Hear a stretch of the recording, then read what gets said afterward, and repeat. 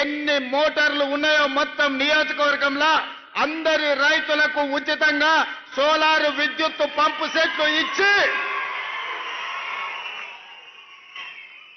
ఈ వేదిక మీద నుంచి తెలంగాణ ప్రజలందరికీ నేను ఒక విజ్ఞప్తి చేయదలుచుకున్నా.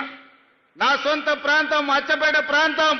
ఈనాడు ఏ రైతు కూడా విద్యుత్ వినియోగాన్ని చేసే మోటార్లు కాదు, రాబోయే 100 రోజుల్లో ప్రతి రైతుకు సోలార్ విద్యుత్ మోటార్ను అందించి సోలార్ విద్యుత్ ఉత్పత్తి మోటార్లకే కాదు, రేపు భవిష్యత్తులో అదనంగా సోలార్ విద్యుత్తును ఉత్పత్తి చేసి ప్రభుత్వానికి అమ్మే విధంగా ఆ ఆడబిడ్డలకు 3,000, 4,000, 5,000 ప్రతి నెల ఆదాయం వచ్చే విధంగా ఈరోజు ప్రణాళికలు రచించండి అని చెప్పి మా అధికారులకు చెప్పిన.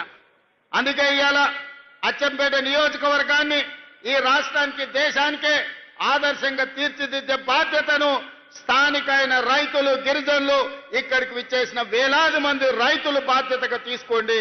ప్రపంచానికే మన అచ్చంపేటను ఆదర్శంగా తీర్చిదిద్దుదాం. దానికి అవసరమైన నిధులనిచ్చే బాధ్యత మీ సోదరుడిగా నేను తీసుకుంటాను అని చెప్పి మీకు అందరికీ విజ్ఞప్తి చేస్తున్నా.